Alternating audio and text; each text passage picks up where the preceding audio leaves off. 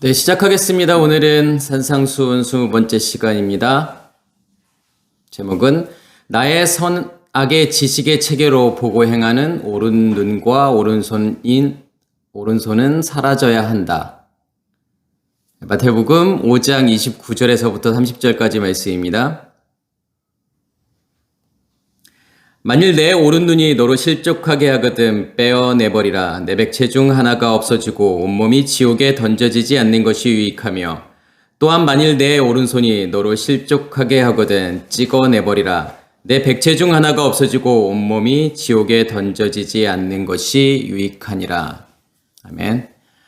지난 시간에 제가 무엇에 대해서 말씀을 드렸냐면 간음이라고 하는 것이 무엇인지 말씀을 드렸죠. 그래서 간음에서 정말 중요한 포인트는 뭐냐면 남편의 유무예요.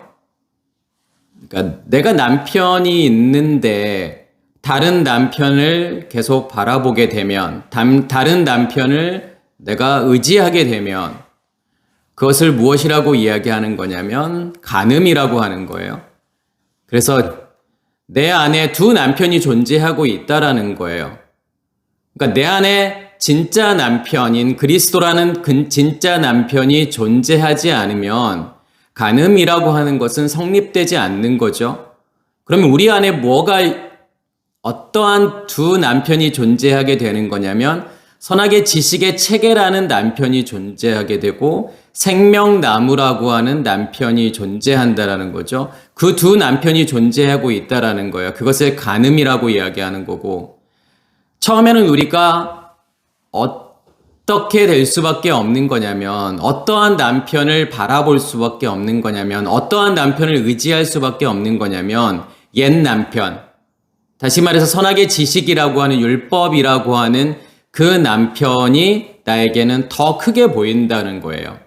그렇지만 무엇에 의해서 내 안에 존재하고 있는 진짜 남편, 예수 그리스도라는 진짜 남편에 의해서 무엇이 사라지고 없어지는 거냐면 옛 남편이 사라지고 없어지는 거예요. 무엇이 내 안에서 더 분명히 드러나게 되는 거냐면 우리의 진짜 남편인 그리스도가 분명하게 드러난다라는 거죠. 더 선명해진다라고 하는 거예요.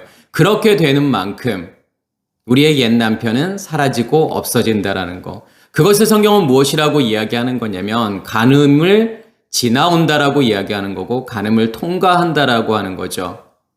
그래서 간음을 지나왔다라고 하는 것을 분명히 보여주는 사건이 뭐냐면 요단을 건너는 사건이에요. 그러니까 요단을 건넌다라고 하는 것은 결국은 내가 무엇을 먹게 되는 거냐면 가나안의 소산을 먹게 되는 거죠. 하늘의 것을 먹게 되니까 무엇이 없어지고 사라지게 되는 거냐면 만나가 없어지고 사라지게 된다라는 거예요. 그 말은 무슨 말이냐면 내 안에 존재하고 있는, 우리 안에 지성소로부터 나오는, 하늘로부터 나오는 양식을 먹게 되었을 때 무엇이 더 선명하고 분명하게 드러나게 되는 거냐면 우리의 남편이요. 우리의 진짜 남편이 더 선명하고 분명하게 드러나게 된다라고 하는 거예요. 그것을 설명하는 것이 오순절이죠. 그래서 오순절을 기점으로 제자들이 완전히 달라지는 이유는 뭐냐면 무엇이 더 선명해졌기 때문에 그러는 거냐면 본인들 안에 있는 남편이라고 하는 존재, 하나님이라고 하는 존재가 더욱 분명하고 선명해졌기 때문에 그들의 모습들이 완전히 달라지는 거예요. 담대하게 되죠. 담대하게 무엇을 전하게 되는 거냐면 복음을 전하게 되는 거예요.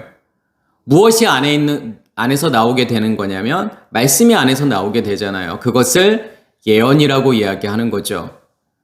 그래서 오늘 말씀은 무엇을 설명하고 싶은 거냐면 간음이라고 하는 것이 구체적으로 어떤 것인지를 설명하는 거고, 그러한 간음이라고 하는 것을 어떻게 해결을 해야 하는지를 설명하고 있다라는 거예요. 우리가 이 말씀을 문자적으로 그대로 이해하면 어떻게 생각할 수밖에 없죠? 너를 걸려 넘어지게 하는, 너를 실족해 하는 무엇이요? 오른 눈이요. 오른쪽 눈이. 그 다음에 오른손이. 그러면 그 손을 어떻게 해야 되는 거죠? 그러니까 너로 하여금 죄짓게 하는, 만약에 너의 오른 눈이 너로 죄짓게 해? 그러면 그 눈 뽑아버려야지. 그리고 오른손이 너로 죄를 짓게 해? 그러면 그 오른손 잘라버려야지. 이게 분명히 어떠한 사람들이 이 말씀을 문자적으로 또 이해하지는 않죠. 그래서 상징적으로 이해하려고 하는 거예요. 왜 그러냐면 진짜 나의 눈이 내가 죄 짓는 것을, 그러니까 세상을 향해서 우리가 눈을 보게 되면 그 눈은 어떻게 되냐면 뽑아버려야 돼요. 그러면 죄를 짓게 하는 우리의 오른손은 어떻게 해야 되는 거냐면 잘라버려야 된다는 거예요. 그러면 이 세상에 정말 예수 믿는 사람들 중에 오른 눈을 가지고 있고 오른손을 가지고 있는 사람들이 몇이나 될 수 있을까요? 천국에는 그러면 다 오른 눈 없는 사람, 오른쪽 눈이 없고 오른팔 없는 사람들만 존재하게 되는 걸까요? 지금 그러한 것을 말하고 싶은 것이 아니잖아요. 그러면 우리가 구체적으로 성경에서 그러면 오른 눈이 의미하는 게 무엇일까? 그러면 오른손이 의미하는 게 무엇일까? 무엇이 나를 실족하게 할까? 무엇이 나를 걸려 넘어지게 할까? 그러면 오른 눈을 뽑는다라고 하는 것은 뭐고 오른손을 잘라버린다라고 하는 것은 과연 무엇일까를 우리가 볼 수 있어야 되는 거잖아요. 이해할 수 있어야 되는 거죠. 그래서 오늘 말씀을 통해서 왜 이 말씀이 간음의 문제를 설명하면서 예수께서 이 말씀을 하셨을까? 라는 부분도 같이 생각을 해봤으면 좋겠습니다. 먼저는 오른쪽이라고 하는 개념이 나오잖아요. 그럼 뭐가 오른쪽일까요? 왜 오른쪽일까요? 굳이요. 그러니까 왼손도 있는데 왼쪽 눈도 있는데 굳이 오른쪽 눈이고 오른손을 여기서 예수께서 이야기하는 걸까요? 그러니까 오른쪽이라고 하는 것은 덱시오스라는 단어를 쓰죠. 이 덱시오스라는 단어는 오른쪽, 오른손, 오른편이라는 뜻이 있고 이게 데코마이라는 단어에서 온 건데 데코마이라고 하는 단어는 받아들이다, 영접하다, 용납하다, 섬기다 이런 뜻이 있어요. 그러니까 히브리어에서도 야민이라는 단어를 쓰죠. 야민이라는 단어는 오른쪽이라고 하는 뜻도 있고 오른편이라는 뜻도 있고 남쪽이라는 뜻도 있어요. 그리고 성공과 번영을 이야기할 때 오른쪽이라는 단어를 쓰죠. 그래서 성경에는 오른쪽을 이야기할 때 어떠한 개념으로 많이 쓰여지죠? 하나님의 능력과 하나님의 권능을 이야기할 때 오른편이라는 단어를 쓰죠. 그래서 하나님의 권능의 손으로, 권능의 오른손으로 우리를 죄에서 구해달라고 하는 그러한 표현이라던가 아니면 예수께서도 뭐라고 말씀을 하시냐면 예수께서 하늘에 올라가시고 하나님의 권능의 보좌 우편에 앉아 계신다라고 말하고 예수님께서 또 어떠한 비유를 말씀하시는 거냐면 양과 염소의 비유에서도 양은 오른편에 염소는 왼편에 이렇게 표현을 하죠. 그러면 오른쪽이라고 하는 개념은 뭔가 잘은 모르겠지만 되게 좋은 의미로 쓰여진다라고 우리가 생각을 하잖아요. 그래서 아까 제가 이 덱시오스라고 하는 것이 데코마이에서 온 단어인데 데코마이라고 하는 것이 받아들이다, 영접하다, 용납하다. 그러니까 무엇을 내 안에 간직하고 있느냐의 문제라는 거죠. 내가 받아들이고 내 안에 간직한 거. 그것을 무엇이라고 이야기하는 거냐면 오른쪽이라고 이야기하는 거예요. 그래서 오른쪽이라고 하는 것은 사실은 좋은 개념인 거죠. 좋은 뜻이에요. 하나님의 어떠한 힘을 상징하고 하나님의 권능을 상징하는 단어가 오른쪽이지만 또한 우리가 오른쪽이라고 하는 것을 무엇으로 생각해 봐야 될까요? 하나님의 것이 내 안에 간직이 되어졌을 때 그것을 오른편이라고 이야기하는 거고 또한 무엇이 내 안에 간직했을 때도 오른편이 되는 걸까요? 선악의 지식의 체계라고 하는 율법이라고 하는 것이 내 안에 간직되어져서 그것에 의해서 내가 살아가게 된다면 그것이 나의 무엇으로 존재하게 되는 거냐면 나의 오른편으로 존재한다라는 거예요. 그래서 오른쪽과 왼쪽이라고 하는 개념은 이게 고정되어져 있는 개념이 아닌 거죠. 그래서 아까 제가 오른쪽을 이야기할 때는 남쪽을 이야기하고 왼쪽을 이야기할 때는 왼편이라고 할 때는 어디를 이야기하는 거냐면 북쪽을 이야기하는 거예요. 남쪽이라고 하는 개념은 성공과 번영이라는 뜻이 있는 거고 북쪽이라고 하는 것은요. 무엇이 있는 곳이죠? 우리가 지난번에 스가랴의 말씀을 제가 전할 때에도 남쪽, 북쪽이라는 개념을 말씀을 드렸잖아요. 그러니까 6장에 보면은 네 말들이 나오죠. 네 병거를 끄는 말들이 나오는데 어떤 말들이 나오냐면 붉은 말이 나오고 흰 말이 나오고 검은색 말이 나오고 아롱지고 건장한 말이 나오잖아요. 거기에서도 검은 말과 흰 말은 어디를 향해서 가게 되냐면 북쪽을 향해서 가게 되고 아롱진 말과 건장한 말은 남쪽을 향해서 가게 되잖아요. 그러니까 남쪽이라고 하는 것은 번영과 부가 있는 곳이고 북쪽이라고 하는 것은요. 무엇이 있는 곳이죠? 거기는 신할 땅이라고 말하고 있죠. 그러니까 신할이라고 하는 것은 두 개의 강이 흐르고 있는 곳이고 두 개로 나눠져 있다라는 거예요. 그게 신할이라는 의미예요. 그래서 신할 땅에 무엇이 세워지게 되는 거냐면 바벨탑이 세워지게 되죠. 그러면 북쪽이라고 하는 것은 무엇을 의미하는 거냐면 우리의 겉사람을 의미하는 것이 북쪽이에요.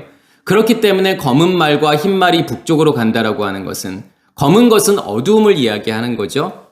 그러면 그 어두움을 하나님께서 어떻게 하시겠다라는 거예요. 그게 북쪽인데 그것을 라반 하얗게 만드시겠다라는 거예요. 정결하게 만드시겠다라는 거죠. 깨끗하게 만드신다라는 거. 그래서 북쪽으로 검은 말이 가게 되고 그 검은 말을 어떠한 말들이 따라가게 되는 거냐면 흰 말이 따라가게 된다라는 거예요. 무엇이 존재하고 있기 때문에요. 남쪽이 존재하고 있기 때문에. 그러니까 어롱지다라고 하는 것은 우박을 의미하는 거고 우박이라고 하는 것은 심판을 의미하는 거예요. 그리고 건장한 말이 나오잖아요.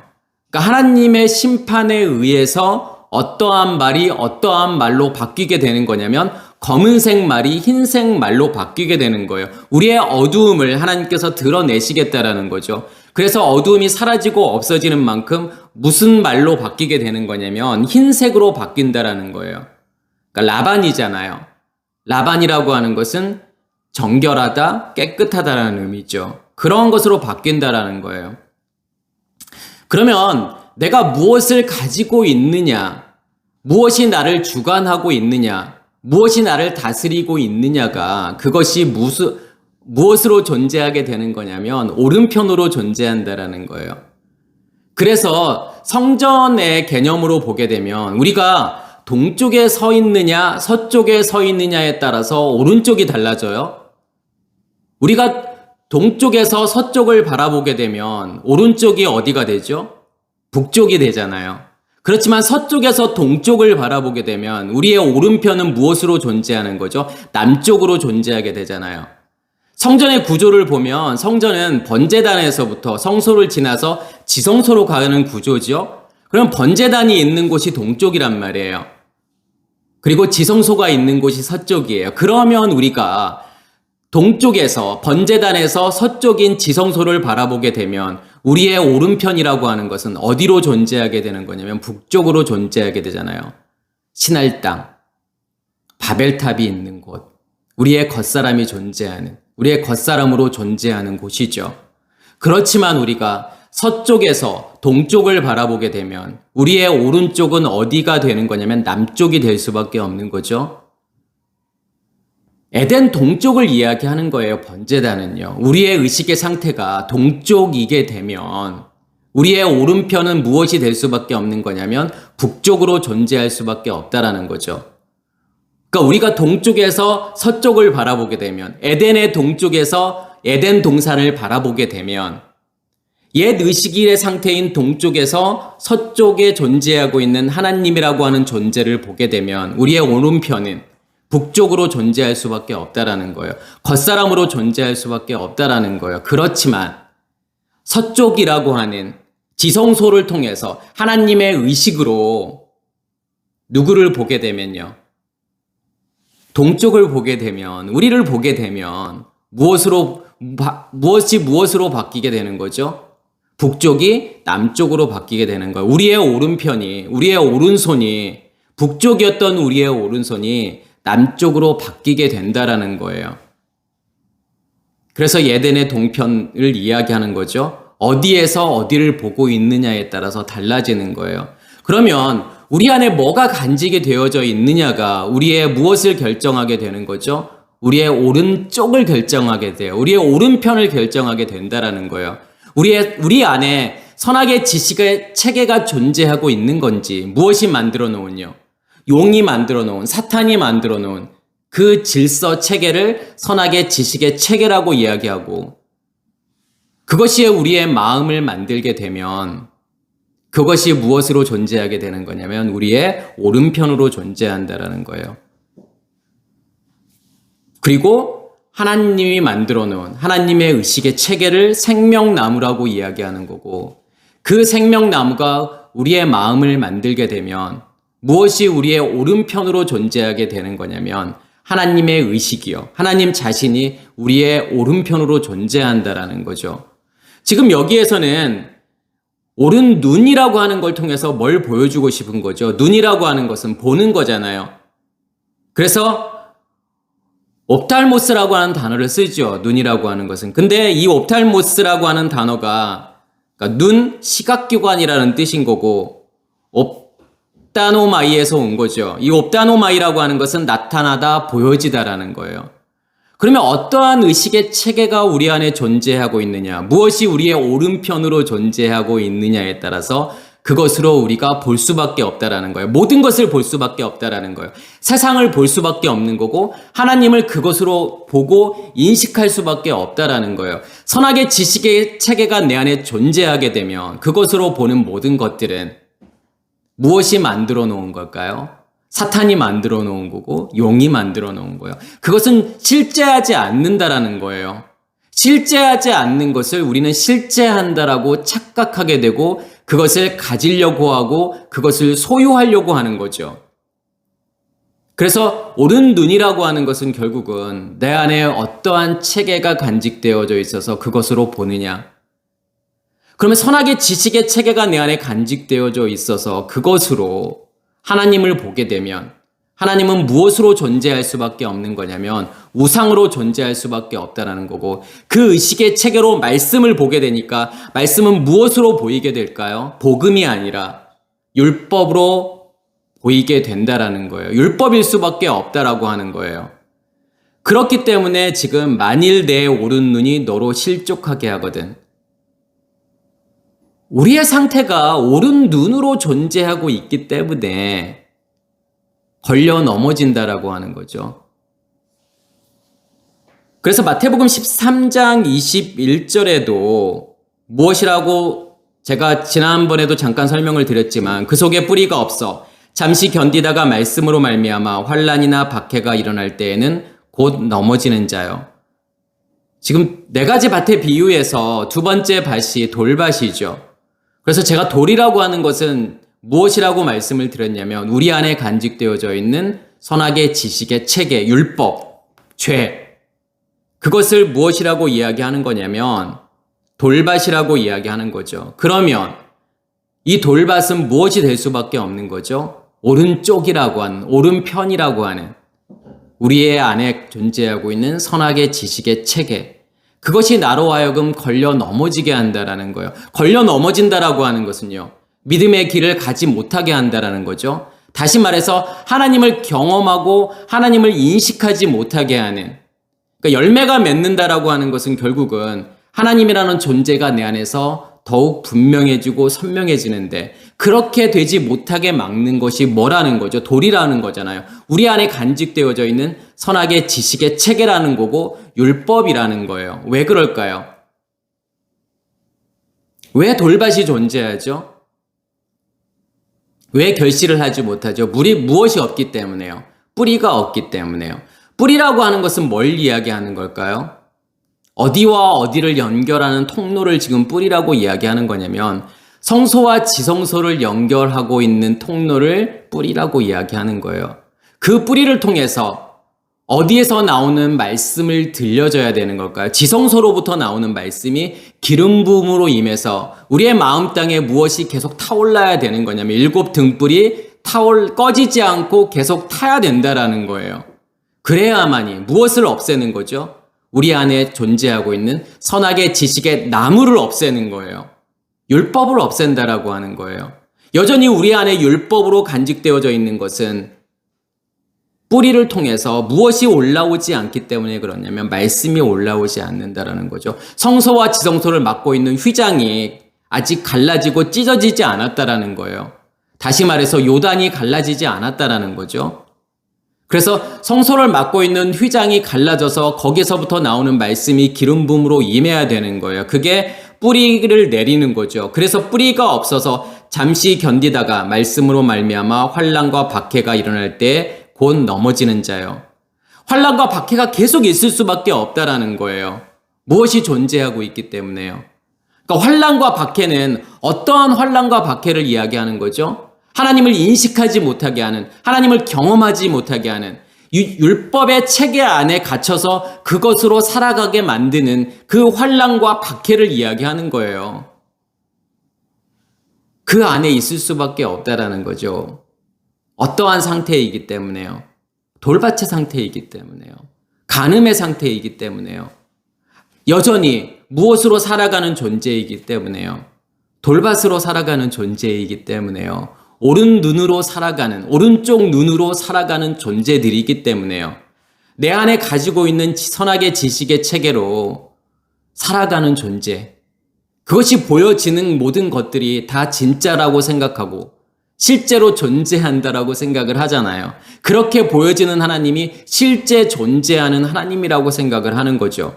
그러면 그것이 나에게 환난과 박해가 되어서 나를 걸려 넘어지게 한다라는 거예요. 거기에 머물러 있을 수밖에 없다라는 거죠.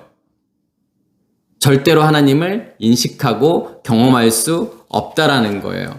그게 마태복음 13장에 나오는 네 가지 밭의 비유죠. 그래서 제가 네 가지 밭의 비유를 무엇과 연결을 시킨 거냐면 살인, 간음, 도둑질의 문제.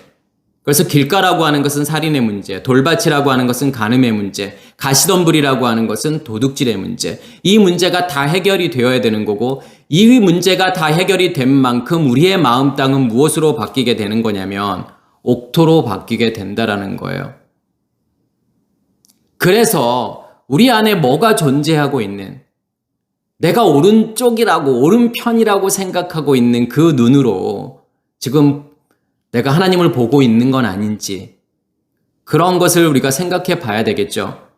그러면서 뭐라고 말씀하시는 거냐면 그것을 빼어 던지라고 말씀을 하시는 거예요. 그것을 빼버리라는 거예요. 그리고 그것을 던져버리라는 거죠. 그러면 우리가 어떻게 생각할 수 있죠? 내가 할 수 있나요? 그래요. 그걸 알았어요. 아, 그래, 내 안에 옳은 눈이 존재하고 있구나. 내 안에 율법이라고 하는 것이 존재하고 있구나. 죄라고 하는 것이 존재하고 있구나. 그러면 그것을 우리가 빼내버릴 수가 있을까요? 아, 그거 있어. 그럼 이제 하면 그것을 빼서 던져버려야지. 그렇게 결심한다고 해서 그것을 빼서 던져버릴 수 있을까요? 내가 할 수 있을까요? 그렇지 않다라는 거예요. 무엇이 그렇게 만든다라는 거죠? 네 가지 밭의 비유에서도요. 무엇이 심겨졌기 때문에요. 씨가 심겨졌기 때문에 그 씨가 자라서 무엇을 다 없애버릴 거라는 거죠. 돌을 깨버릴 거고 가시덤불을 다 없애버릴 거라는 거잖아요. 그 안에 씨가 심겨지지 않았으면, 생명이 내 안에 존재하지 않으면, 내 안에 예수 그리스도라는 남편이 존재하지 않으면, 그럼 예수 그리스도라고 하는 것은 무엇을 이야기하는 거냐면 예슈아라고 하는 것은 첫째 날의 빛을 이야기하는 거잖아요. 불을 이야기하는 거죠. 마시아흐라고 하는 것은요, 둘째 날의 궁창, 하늘을 이야기하는 거예요. 말씀의 근원을 이야기하는 거예요. 그것을 예슈아 마시아흐라고 이야기하는 거고 예수 그리스도예요. 그것을 합쳐서 무엇이라고 이야기하는 거냐면 씨 가진 열매라고 이야기하는 거예요. 내 안에 씨 가진 열매가 존재하고 있다라고 하는 것은 예수 그리스도가 존재하고 있는 거고 남편이 존재하고 있다라는 거죠. 그러면 그 남편이 어떻게 만들 거냐면 내 안에 간직되어져 있는 옳은 눈이라고 하는 것을 빼버릴 거라는 거잖아요. 빼서 던져버릴 거라는 거예요. 그래서 제가 간음의 문제를 말씀을 드릴 때 가장 중요한 포인트가 뭐냐면 남편이 존재하고 있다라고 하는 거예요. 내 안에 남편, 진짜 남편이 존재하지 않으면 간음은 성립되지도 않아요. 그냥 무엇으로 살아가는 존재인 거죠? 살인의 상태로 살아가고 있는 존재예요. 그래서 살인의 문제는 어디에서 해결이 되는 거냐면 애굽에서 해결이 되는 거고 간음의 문제라고 하는 것은요. 광야에서 해결이 되는 거예요. 도둑질의 문제는 가나안에서 해결이 되는 거죠. 그래서 성경은 계속 무엇을 이야기하는 거냐면 광야라고 하는 곳을 우상 숭배하는 곳으로 이야기하는 거예요. 끊임없이 이스라엘 백성들은 불순종하죠. 원망하죠. 그리고 우상을 만들잖아요. 그리고 우상을 섬기게 되죠. 무엇을 말하고 싶은 거냐면 간음을 말하고 싶은 거예요. 간음을 드러내고 싶은 거예요. 무엇이 간음인지를 말하고 싶은 거예요. 오늘 예수께서 말씀하시는 내용도 마찬가지예요. 그렇게 너희가 오른쪽 눈으로 살고 있는 거, 그것으로 너희가 나를 보고 있는 것, 너희가 그것으로 하나님을 보고 있는 것, 너희가 그것으로 남편을 보고 있는 것, 그것이 간음이야 라고 하는 것을 보여주고 싶은 거죠. 그래서 눈을 뺀다라고 하는 이 말이 나오면은 우리가 어떠한 말씀이 생각이 나죠? 우리가 잘 알고 있는 말씀이 생각이 나죠. 누구의 눈이 빼지는 사건이 사사기에 나오잖아요. 삼손이요. 블레셋에 의해서 삼손의 눈이 빼어지고 어디에 갇히게 되냐면 옥에 갇혀서 거기서 맷돌을 돌리게 되죠. 그래서 사사기 16장 21절에 보면 블레셋 사람들이 그를 붙잡아 그의 눈을 빼고 끌고 가사에 내려가 놋줄로 매고 그에게 옥에서 맷돌을 돌리게 하였더라. 자, 뭘 이야기하고 싶은 거죠? 블레셋 사람들에 의해서 눈이 빼어진다라고 하는 것은 무엇을 보여주는 거냐면 내가 보고 있다라고 생각했지만 내가 소경이구나. 내가 보지 못하는 존재구나라는 것을 보여주고 싶은 거예요. 그리고 어디에 갇히게 되냐면 옥에 갇히게 되잖아요. 그러니까 옥이라고 하는 것은 아사르라는 단어를 쓰죠. 아사르라고 하는 단어는 매다, 결박하다, 구속하다. 그리고 맷돌을 돌리게 하였더라. 이 맷돌을 돌리다라는 단어가 타한이라는 단어를 써요. 타한이라고 하는 단어는 으깨다, 가루로 만들다, 분쇄하다, 갈다, 부수다라는 뜻이 있죠. 하나님께서 왜 삼손을 옥에 가두어서 맷돌을 돌리게 만들었을까요? 무엇을 부셔버리는 거죠? 맷돌이라고 하는 것은요. 예수 그리스도를 이야기하는 거예요. 윗맷돌과 아랫맷돌이 있잖아요. 아랫맷돌은 지성소를 이야기하는 거고 지성소의 핵심인 언약궤, 말씀을 이야기하는 거고 샤마임 하늘을 이야기하는 거고 윗맷돌은요. 아랫맷돌은 고정되어 있고 윗맷돌이 돌아가죠. 윗맷돌은 뭘 이야기하고 싶은 거죠? 성소에 있는 7 등불을 이야기하고 싶은 거 예수화잖아요. 그러면 마시아에서 나오는 기름에 의해서 무엇이 계속 일하게 되는 거냐면 예수와 그 불이 계속 타고 있는 거예요. 그게 맷돌이 계속 돌아가고 있는 거예요. 그걸 통해서 무엇을 부셔버리고 무엇을 깨뜨려버리는 거죠. 우리의 겉사람을요. 우리 안에 존재하고 있는 선악의 지식의 체계라고 하는 율법을요. 죄를요. 다 부셔뜨리는 거예요. 다 깨버리는 거예요. 그게 옥에 갇혀서 맷돌을 돌리게 하는 거예요. 그러한 모든 과정들이 무엇을 설명하는 거냐면 하나님께서 누구의 눈을 빼버리는 거죠? 삼손의 눈을 빼버리는 거예요. 너 보지 못하는 존재야. 너 예전에 너 안에 있는 선악의 지식으로 체계로 보고 있던 그것들을 내가 다 해결해야 할 거야. 그러면서 뭐가 자라게 돼요? 머리가 자라게 되잖아요. 예전에 간직하고 있는 머리라고 하는 것은 털인데 무엇을 덮고 있는 거죠? 나를 덮고 있는. 그러면 그 전에는 무엇이 나를 덮고 있었다라는 거죠? 우리의 겉사람이요. 그것을 하나님께서 다 잘라버리잖아요. 그리고 무엇으로 주는 거냐면 새 머리카락으로 주시는 거예요. 하나님께서 우리의 눈을 뽑으시고 새로운 눈으로 주시는 거고, 우리의 손을 잘라버리시고 새로운 손으로 주시는 거고, 우리의 이를 뽑아버리시고 새로운 이로 주시는 거잖아요. 그게 복음이라니까요. 옛것을 헐어버리시고 새 것으로 주는 거예요. 그게 눈에는 눈, 이에는 이예요. 눈 대신에 눈이고 이 대신에 이예요. 보복하라가 아니에요. 누가 내 눈을 상하게 했어?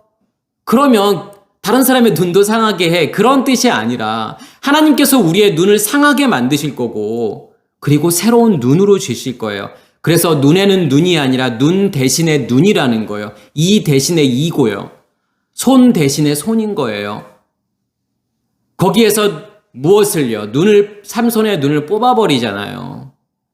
그리고 새로운 머리카락으로 주시는 거잖아요. 무엇이 나를 덮고 있느냐죠. 하나님께서 나를 덮고 있는 그 상태로 만들어 가시죠.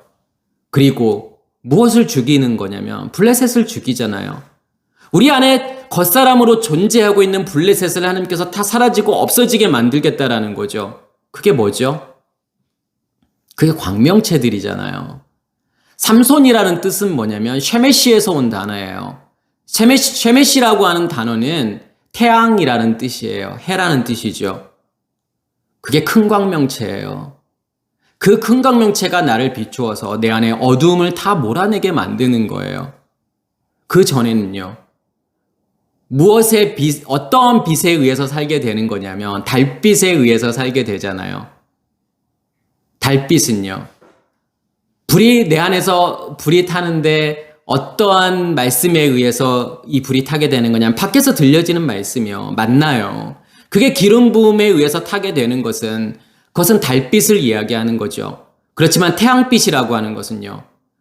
지성소로부터, 내 안에 있는 지성소로부터, 하늘로부터 나오는 말씀이 기름 부음으로 임해서 우리 안에, 성소 안에 불이 꺼지지 않고 타는 그 빛은 태양빛이라고 이야기하는 거예요. 처음에는 달빛이었다가 태양빛으로 바뀌게 되죠.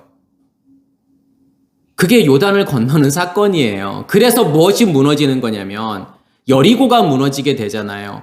여리고가 무너진다라고 하는 것은요. 무엇이 사라지는 거죠? 여리고라는 뜻은 달이라는 뜻이잖아요. 야레아흐. 이 야레아흐라는 달이 사라지고 없어지는 거예요. 만나가 사라지고 없어지는 거고 모세가 떠나가는 사건이 뭐냐면 여리고가 무너지는 사건이에요. 이제 내가 더 이상 달빛을 보는 존재가 아니라 달이 존재하는 것이 아니라 무엇이 존재하고 있다라는 거죠? 태양이 존재하고 있다라는 거예요. 그렇기 때문에 내 안을 더 분명하게 선명하게 비추게 되고 하나님이라는 존재가 더 분명하고 선명하게 드러나게 된다라는 거예요. 그리고 그것을 세상을 향해서 비추게 되면, 이웃을 향해서 비추게 되면 그 빛은 그 사람들에게 무엇으로 존재하게 되는 거죠?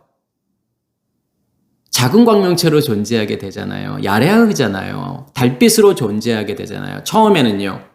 그 달빛에 의해서 무엇을 경험하게 되는 거냐면 빛이라고 하는 것이 무엇인지를 경험하게 만드는 거예요. 같은 빛이에요. 달빛도 태양빛이에요. 태양빛이 반사해서 우리가 보게 되지만 그 빛은 희미한 빛이에요. 선명하게 볼 수가 없는 빛이에요. 그렇지만 태양빛이 내 안에 존재한다라는 것은, 쉐메시가 내 안에 존재한다라는 것은 하나님이라는 존재를, 나라는 존재를 또한 분명하고 선명하게 인식하게 된다라는 거죠. 그게 삼손이라고 하는 뜻이에요. 무엇이 빠져야 되는 거냐면, 무엇이 해결이 되어야 정말 쉐메시가 되는 거냐면 오른 눈이 빠져야 된다라는 거예요. 오른 눈이 없어져야 되는 거고 오른 눈이 해결이 되어야 된다는 거예요. 그러면서 내 백체 중 하나가 없어지고 온몸이 지옥에 던져지지 않는 것이 유익하며, 여기에서 우리가 그냥 눈, 우리의 손, 발, 코, 입 이런 여러 지체들 중에서 눈이라고 하는 하나의 그 지체라고 생각할 수 있지만 이 말은 지체들의 하나라는 뜻이죠.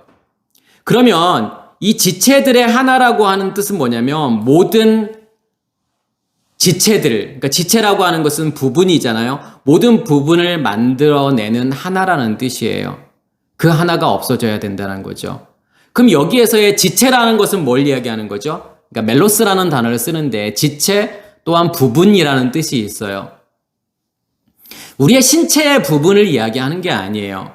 코나 입, 귀, 눈, 손, 발 이러한 지체들을 이야기하는 게 아니라 의미들을 이야기하는 거예요. 하나에서부터 나오는 의미들. 그 오른쪽이라고 하는, 오른쪽의 상태에서 나오는 모든 의미들을 무엇이라고 이야기하는 거냐면 부분들이라고 이야기하는 거고 지체들이라고 이야기하는 거예요.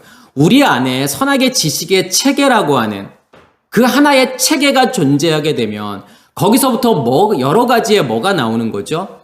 수많은 감정, 느낌, 생각이 만들어 놓은 의미들이라는 게 나오잖아요. 그 수많은 의미들에 의해서 우리가 살아가게 되는 거죠. 지금 그것을 무엇이라고 이야기하는 거냐면 지체들이라고 이야기하는 거예요. 그것이 이제 부분들이라고 하는 거잖아요. 그래서 창세기 11장에 보면은 언어가 하나요, 말이 하나다라고 이렇게 표현을 하잖아요. 거기서 언어라고 하는 것은요, 의사 전달 체계를 이야기하는 거잖아요, 언어는요. 그래서 언어는 반드시 체계가 존재하죠. 그러니까 언어의 문법이 존재한다라고 하는 것은 어떤 체계가 존재하는 거예요. 문장을 만들려면 어떠한 법칙에 의해서 만들어야 되는 것들이 있잖아요. 그래서 영어에서도 보면 문장을 뭐 1형식, 2형식, 3형식 이렇게 나오잖아요. 문장이 어떠한 구조로, 어떠한 체계로 구성이 되는지를 설명하는 거예요. 그게 문법이잖아요.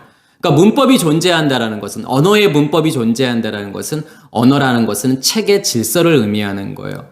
그러면 그 체계에 의해서 뭐가 나오죠?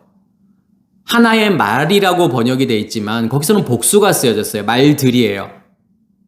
하나들의 말들일 거예요. 수많은 말들이라고 하는 것은 수많은 의미들이잖아요.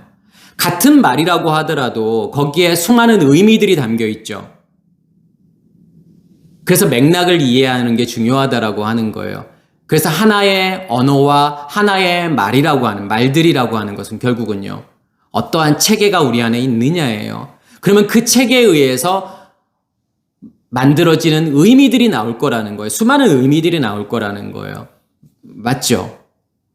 우리 안에 선악의 지식의 체계가 존재하게 되면 거기에서부터 수많은 의미들이 나오잖아요. 하나님이라는 존재라는 의미, 하나님을 섬긴다라고 하는 것의 의미, 그런 것들이 다 달라지잖아요.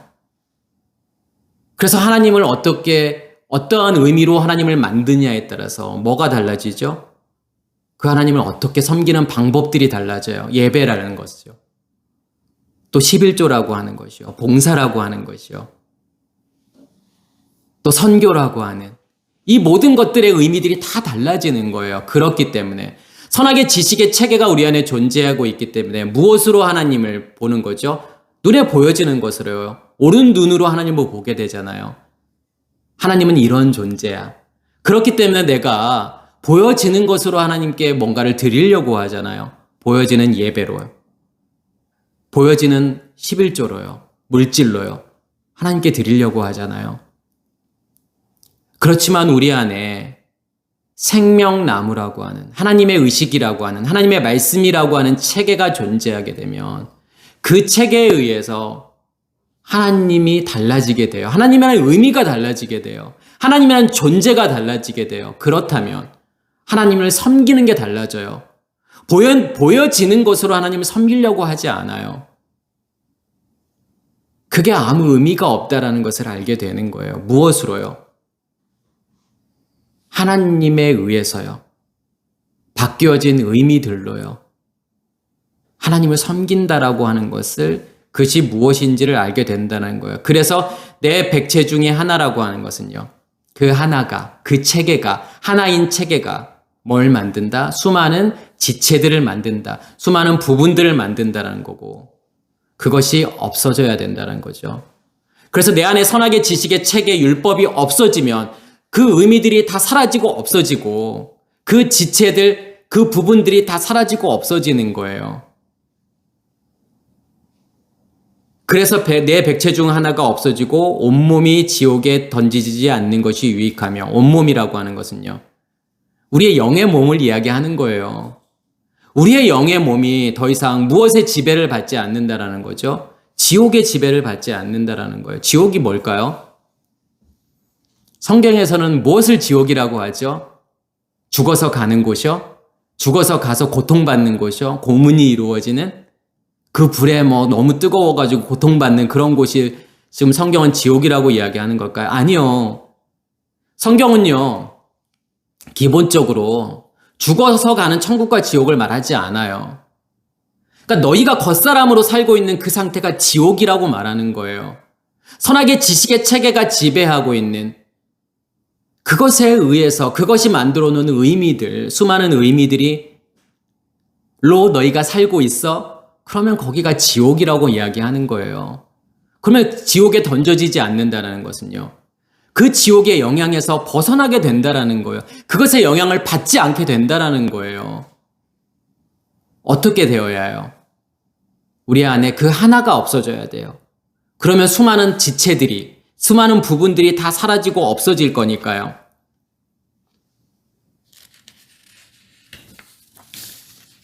그래서 로마서 6장 13절에 보면 이 지체라고 하는, 이 멜로스라고 하는 단어가 나오죠. 또한 너희 지체를, 멜로스죠. 불의의 무기로 죄에게 주지 말고 오직 너희 자신을 죽은 자 가운데서 다시 살아난 자 같이 하나님께 드리며 너희 지체를 의의 무기로 하나님께 드리라. 여기서 지체라고 하는 것은 우리의 몸의 신체의 부분들을 말하는 게 아니에요. 뭐 눈, 코, 입, 귀, 손, 발 이런 것을 지금 지체로 말하고 있지 않아. 이것을 불의의 무기로 죄에게 주지 말라. 그러니까 우리가 뭐 죄 짓는 거, 그러한 것들, 세상에 좋은 것들, 그런 거 보지 마. 아니면 그런 거 듣지 마. 또 그런 나쁜 말 하지 마. 또 손이라고 하는 것은 우리가 생각하는 그 죄 짓는 행동, 그런 거 하지 마. 발, 죄 있는 곳에 가지 마. 지금 그러한 이야기를 하고 있는 게 아니에요. 여기에서 그러면 의와 불의라는 게 뭘 이야기하는 걸까요? 뭐가 의이죠? 사람들은 무엇을 의라고 생각하냐면 다수의 사람들이 옳다고 생각하는 것, 그것을 의라고 생각을 하죠. 그걸 정의라고 생각해요.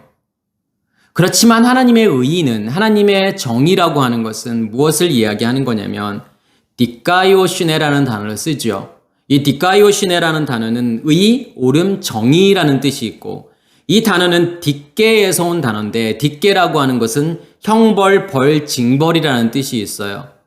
그리고 이 딕게라는 단어는 데이크니오라는 단어에서 왔죠. 근데 이 데이크니오라는 단어는 보이다, 알게 하다, 설명하다, 증명하다라는 뜻이에요. 그러면요, 의라고 하는 것은 아까 제가 딕게, 형벌, 벌이라는 거잖아요. 어떠한 형벌을 받아야 되는 거죠? 그러니까 성경에서 말하는 형벌이라고 하는 것은 무엇을 벌하는 거죠? 무엇을 심판하는 거냐면 우리의 겉사람을 심판하는 것을 형벌이라고 이야기하는 거예요. 우리의 겉사람이 죽어야만이 뭐가 보이게 되죠? 하나님이 보이게 되잖아요. 하나님을 증명하는 거예요, 그게요. 하나님이 드러나게 되는 거예요. 그것을 무엇이라고 이야기하는 거냐면 의라고 이야기하는 거예요. 그게 공의예요. 그게 정의예요. 그래서 내가 나의 겉사람이 죽은 만큼 누가 드러나게 되어 있는 거냐면 하나님이라는 존재가 드러나게 되어 있는 거고 그 드러난 만큼 내 안에서 무엇이 이루어진 거냐면 하나님의 의가 이루어지는 거예요. 하나님의 공의가 이루어지는 거고 하나님의 정의가 이루어진다라고 이야기하는 거죠. 그러면 불이라고 하는 건 뭐죠? 그 반대되는 거. 하나님이 드러나지 않는 거. 그냥 겉사람으로 존재하고 있고 겉사람으로 살아가고 있는 그 자체를 불의라고 이야기하는 거예요. 그러면 여기에서 너희 지체를 불의의 무기로, 불의를 만드는 도구로 죄에게 주지 말고 우리가 불의한 상태로 있기 때문에 그 상태를 무엇이라고 이야기하는 거냐면 죄라고 이야기하는 거예요. 그럼 죄는 뭐예요? 겉사람으로 존재하고 있는 그 자체가 죄예요. 하나님이 드러나지 않는 상태. 하나님을 인식하지 못하는 상태. 하나님을 경험하지 못하는 상태. 하나님이 내 안에 계심이 증명되지 않는 그 상태를 죄라고 이야기하는 거예요. 그러면서 오직 너희 자신을 죽은 자 가운데서 다시 살아난 자 같이, 로서죠. 그런 살아난 자로서 하나님께 드리며 너희 지체를 의의 무기로 하나님께 드리라. 하나님, 그러니까 지체라고 하는 것은 결국은요, 어떠한 것들이요? 우리 안에 있는 것들의 의미들. 그러니까 내 안에 선악의 지식의 체계가 존재하고 있으면 거기서부터 만들어지는 우리의 마음, 느낌, 감정, 생각, 모든 것들의 의미들. 이런 것들이 뭘 만드는 거죠? 죄라는 걸 만든다라는 거예요. 그렇지만 내 안에 하나님이라는 존재가, 하나님의 의식이 존재하면, 생명나무가 존재하면 거기서부터 만들어지는 모든 우리의 감정, 느낌, 생각, 의미들은 무엇을 드러내는 거죠? 하나님이라는 존재를 드러내게 되잖아요. 그것이 의의잖아요. 그 상태가 되는 것이 하나님께 드리는 거예요. 누구를 드리는 거예요? 우리 자신을요. 우리의 전부를 하나님께 드린다라고 하는 거예요. 그래서 여기서 말하는 지체들이라고 하는 것은, 부분들이라고 하는 것은 결국은요, 우리 안에 간직되어져 있는 질서, 체계, 그것이 만들어 놓은 모든 것들, 의미들, 이런 것들이 지체라고 하는 거죠. 그런 것들이 다 어떻게 돼야 되는 거냐면 사라지고 없어져야 된다는 거예요. 그 다음에 나오는 단어가요, 오른손이 나오잖아요. 오른눈이라고 하는 것은 오른쪽의 상태는 결국은 선악의 지식의 나무를 이야기하는 거고, 그것에 의해서 눈이라고 하는 것은 본다라고 하는 거죠. 인식하고 경험하는 거고, 의미들이 만들어진다라고 했잖아요. 그러면 우리라는 존재는 그 의미들로 살아갈 수밖에 없는 거예요. 그 의미들이 우상이라면, 우상을 만든 거라면 우상에게 절할 수밖에 없고 우상을 섬길 수밖에 없다라는 거예요. 그게 손이에요. 그게 오른손이에요. 그래서 이 케이르라는 단어를 쓰죠. 오른손이라고 하는 것이요. 이 케이르라고 하는 것은 손이고 권능이에요. 그래서 히브리어에서도 야드라는 단어를 쓰죠. 야드라는 단어도 힘, 권능, 능력을 이야기하는 거고, 주다, 행하다라는 뜻도 있고 안수하다라는 뜻이 있어요. 성경에 말하는 진짜 안수라고 하는 것은요, 예수께서 행하셨던, 제자들이 행했던 그 안수는요, 병 고치는 게 아니에요. 육신의 병을 고치는 게 아니에요. 그게 안수가 아니라니까요. 미래의 일을 맞추는 게 안수가 아니에요.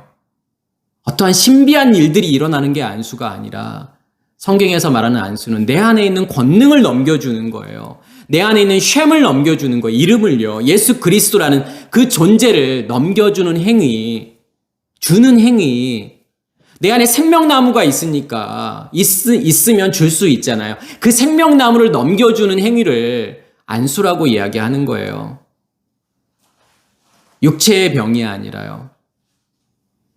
체계를 바꾸는 거예요. 체질을 바꾸는 거예요. 생명나무가 내 안에 존재해야만이 무엇을 없애니까요. 선악의 지식의 나무를 없앨 수 있으니까요. 그 본질을 넘겨주는 행위. 그것을 성경은 안수라고 이야기하는 거예요. 그러면서 오른손이라고 하는 것은 결국은요, 오른쪽으로 존재하고 있는 선악의 지식의 나무가 있으면 그것으로 내가 눈 볼 수밖에 없고, 손 그것으로 줄 수밖에 없고, 그것으로 행할 수밖에 없다라는 거예요. 그것으로 살아갈 수밖에 없다라는 거죠. 그 우상을, 그 옛 남편을, 그 율법에 절할 수밖에 없고, 그 율법에 섬길 수밖에 없다라고 하는, 그게 오른손이라고 하는 거죠. 그것을 어떻게 하라는 거죠? 찍어내버리라는 거잖아요. 오른눈을 뽑아버리고 오른손을 잘라버리라. 누가복음 13장 7절에는 어떤 내용이 나오냐면, 포도원 지기에게 이르되 내가 3년을 와서 이 무화과 나무에서 열매를 구하되 얻지 못하니 찍어버리라. 어찌 땅만 버리게 하겠느냐. 무화과 나무라고 하는 것은요, 절대로 열매를 맺을 수 없는 나무잖아요. 그래서 무화과 열매라고 하는 것은 제가 그전에도 뭐라고 말씀을 드렸죠. 그건 열매가 아니에요. 왜냐하면 성경에서 말하는 열매는 반드시 무엇을 가지고 있어야 되는 거냐면 씨를 가지고 있어야 돼요. 씨가 없는 열매는 성경이 말하는 열매가 아니다. 무화과 나무는, 그러니까 씨는 수술과 암술의 수정에 의해서 만들어져야 되는데, 무화과 나무 열매는 수술을 무엇이 감싸버린 거냐면 꽃받침이 감싸버려서 열매가 된 거예요. 그래서 거기는 씨가 없어요. 그래서 씨를 뿌려서 거기서 싹이 나서 나무가 되는 것이 무화과 나무가 아니라고 하는 거죠. 그래서 무화과 나무는 절대로 열매를 맺을 수 없다라는 거고, 3년이라는 표현을 왜 했을까요? 셋째 날을 의미하는 거니까요. 셋째 날에는 반드시 싹이 나서 씨 맺는 채소가 되고 씨 가진 열매 맺는 나무가 되어야 되는 거예요. 우리의 영이 몸에 만들어져야 되는 거고, 영의 몸이 자라야 되는 거죠. 그런데 열매를 구하지 못한다는 것은 찍어버리라는 거. 왜요? 그 나무는 무엇으로 존재하는 나무이기 때문에요. 선악의 지식의 나무로 존재하고 있기 때문에 어떠한 열매를 맺을 수밖에 없는 거죠. 선악의 지식의 나무라는 열매, 선악과라는 열매를 맺을 수밖에 없는 거고, 그 선악과는 하나님이 생각하는 열매가 아니라는 거예요. 그렇기 때문에 찍어 버리라는 거죠. 찍어서 없애버리라는 거예요. 그리고 제가 되게 재미있는 본문 하나를 소개해 드릴게요. 신명기 25장 11절에서 12절에 보면 어떤 내용이 나오냐면, 두 사람이 서로 싸울 때 한 사람의 아내가 그 치는 자의 손에서 그의 남편을 구하려 하여 가까이 가서 손을 벌려 그 사람의 음낭을 잡거든 너는 그 여인의 손을 찍어버릴 것이요 내 눈이 그를 불쌍히 여기지 말지니라.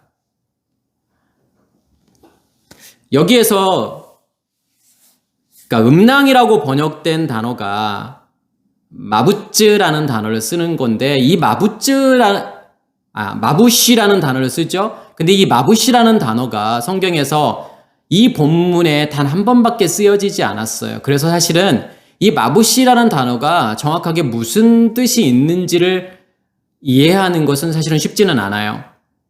그렇지만 우리가 이 본문의 내용이 무엇을 말하고 싶은지를 이해하셔야 돼요. 여기에서는 뭘 이야기하고 싶은 거냐면 간음의 문제를 이야기하고 싶은 거예요. 두 사람이라고 번역이 되어 있지만 아나심이라는 단어죠. 이 아나심이라고 하는 것은 사람들이라는 건데 두 이씨를 이야기하는 거예요. 그러니까 두 이씨라고 하는 것은 두 남자 또는 두 남편을 이야기하는 거죠. 두 남편이 존재하고 있다라는 거예요. 그런데 그 두 남편이 싸우고 있다라는 거죠. 어떠한 두 남편을 이야기하는 거죠? 우리의 속사람이라는 남편과 우리의 겉사람이라고 하는 두 남편을 이야기하고 싶은 거예요. 그래서 그 사람의 아내라고 하는 것은요, 그 두 남편을 가지고 있는 우리 자신을 이야기하는 거죠.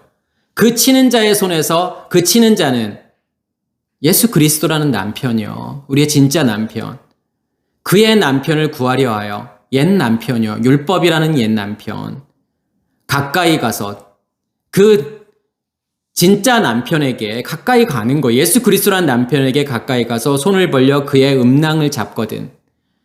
그러니까 마부시라는 단어인데, 이 마부시라는 단어는 그러니까 the secret part라는 뜻이죠. 그러니까 가장 은밀한 곳, 비밀스러운 곳이라는 뜻이에요. 이게요, 마부시라는 뜻이요. 그러면 예수 그리스도라는 그 남편의 가장 은밀한 곳, 비밀스러운 곳, 결국은 뭘 이야기하는 거죠? 그 남편이 그 남편의 마부시를 잡는다라고 하는 것은요, 그 남편을 내가 지금 무엇으로 인식하고 있느냐의 문제예요. 그 남편을 여전히 비밀로 인식하는 거예요. 그러니까 시크릿 파트로 인식하는 거예요. 비밀스러운 것을요, 비밀로 인식하고 있는 거예요. 그것을 무엇이라고 이야기하는 거냐면 그것을 간음이라고 이야기하는 거예요. 옛 남편의 상태로, 선악의 지식의 상태로, 율법의 상태로 진짜 남편을 인식하려고 하면, 경험하려고 하면, 붙잡으려고 하면 성경은 그것을 무엇이라고 이야기하는 거냐면 그것을 간음이라고 이야기하는 거예요. 그렇게 간음한 여자는, 그렇게 된 여자는 뭘 해야 되는 거냐면 손을 찍어버리라는 거예요. 이 말씀을 우리가 지금 실천할 수 있나요? 어떤 남자의 음낭을 잡는다라고 하는 것은 성추행이잖아요. 근데 누가 나를 성추행했다고 해서 그 사람 손 찍어버릴 수 있나요? 법은 사사로이 집행되면 안 돼요. 공권력에 의해서 집행이 되어야져야 돼요. 그럼 이 말씀을 실천할 수 있을까요, 우리게요? 우리와 전혀 상관없는 말씀이잖아요. 그러니까 이런 말씀을 들으면서 우리가 우리의 모습을 볼 수 있을까요? 아, 그래, 이게 내 모습이었구나, 이렇게 볼 수 있을까요? 그렇지 않잖아요. 그렇지만 이게 우리의 모습이라는 거예요. 간음의 상태에 있는 우리의 모습, 여전히 옛 남편이 존재하고 그 남편으로 살아가는 존재, 진짜 남편이 여전히 비밀로 존재하고 있는 거예요. 그것을 계속 붙잡으려고 하는 거예요. 무엇으로요? 나의 욕심으로요. 나의 에피투메오로요. 나의 열망으로요. 나의 욕망으로. 계속 하나님이라는 존재를 소유하려고 하고 가지려고 하는 거예요. 무엇을 위해서요? 나를 위해서요. 하나님을 이용해서, 이 남편을 이용해서 내가 원하는 거, 내가 가지고 싶은 거 가지려고 하고 소유하려고 하는 거예요. 내가 진짜 가지고 싶은 거, 이거, 천국, 이것도 가져야 돼. 욕심의 끝이잖아요. 무엇 때문에 우리가 천국을 가지려고 하고 천국을 소유하려고 하는지를 보셔야 돼요. 우리의 욕심이라니까요. 우리의 음행이란 말이에요, 그게요. 우리의 간음이란 말이에요. 그런 여자의 손을 어떻게 해야 되는 거냐면 찍어버리라는 거예요. 오른손을요. 우리 안에 간직되어져 있는 선하게 지식의 체계라는 그 나무를 다 뽑아버려야 된다는 거예요. 뽑아서 던져버려야 되는 거예요. 다 없애버려야 되는 거예요. 누가 그걸 하시겠다라는 거죠? 진짜 남편이요. 우리 안에 진짜 남편이 존재하고 있다면요. 없다면 절대로 해결될 수 있는 문제가 아니고요. 우리 안에 남편이 존재하지 않으면요. 살인의 문제도, 간음의 문제도, 도둑질의 문제도 절대로 해결할 수 없어요. 우리 안에 이 남편이 존재해야 되는 거고, 더 분명하게, 더 선명하게 경험되어져야 되는 거고, 증명되어져야 되는 거예요. 그것만이 우리의 간음의 문제를 해결할 수 있다라는 뜻이에요. 그래서 이 말씀을 통해서 우리의 오른 눈을 또 우리의 오른 손을 보실 수 있기를 간절히 소원합니다. 그러니까 내가 할 수 있는 게 아니라는 거예요. 내 안에 계시는 남편이요. 반드시 그렇게 하실 거라는 거예요. 이러한 일들이 우리 안에서 온전히 이루어지기를 간절히 소원합니다. 마치겠습니다.